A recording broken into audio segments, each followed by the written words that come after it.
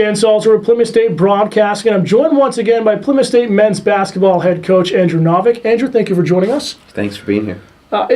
No words about it, just a tough January for this team right now, 6 straight losses. But what have you been able to take away from those 6 games that you can really use going forward that's impressed you the most?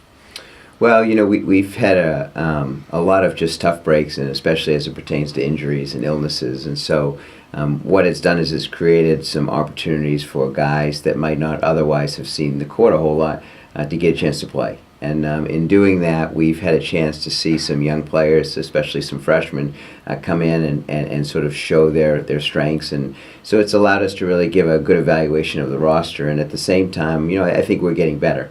And the goal is to be playing your best basketball in February. And so as we get near to there, seeing some other guys step in and fill some roles is helping us, so that when some of our other guys come back from injuries and other items, that we'll have some more depth on the team.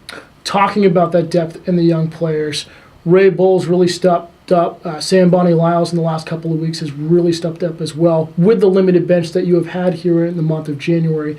What have they brought to the table that's maybe the same as what you had at the starters at the beginning half of the year, or is it kind of a different scheme when they're on the court that's allowed them to kind of open up their game?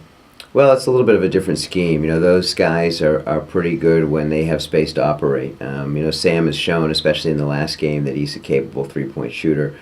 He just needed to build a little bit of confidence, which he did. In the Dartmouth game, he hit a couple, and I think that really sort of fueled some confidence for him. And with Ray, he's got a chance to really be a good player in his Plymouth career, and so he's getting a chance to just sort of feel his way through things, and you're starting to see some of that growth.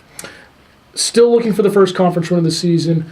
Is it the leadership that's still not quite there with the young team, or is it the patience on a lot of these shots? What is it that this team needs to do to get over that hump and kind of make a charge for the playoffs?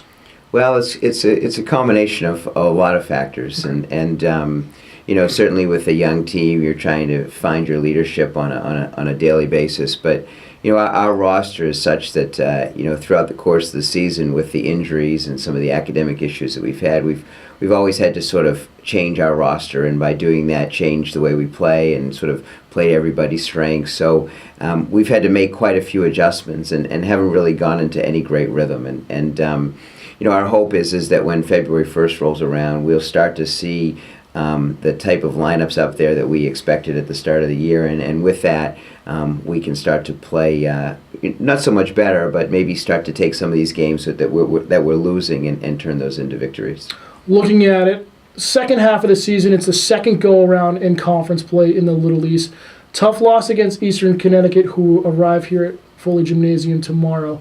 But you guys last year, I know it's a completely different roster from what you had last year, but what can you take away from that great come-from-behind win in the second game against the Warriors last year that you can use here tomorrow afternoon? Well, I think whenever you are struggling, you always look for things that you can pull from in terms of confidence building, and certainly that helps. But I think with Eastern, they're very well coached, and they have they're an outstanding team. They're a top 20 team nationally in the country right now. They're playing great basketball. So we just have to focus on making sure that we're competing on every single play, and that our execution is as close to flawless as possible.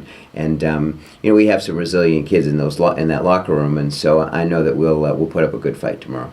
Well, Coach, as always, thank you for joining us. Best of luck tomorrow afternoon. Thanks a lot.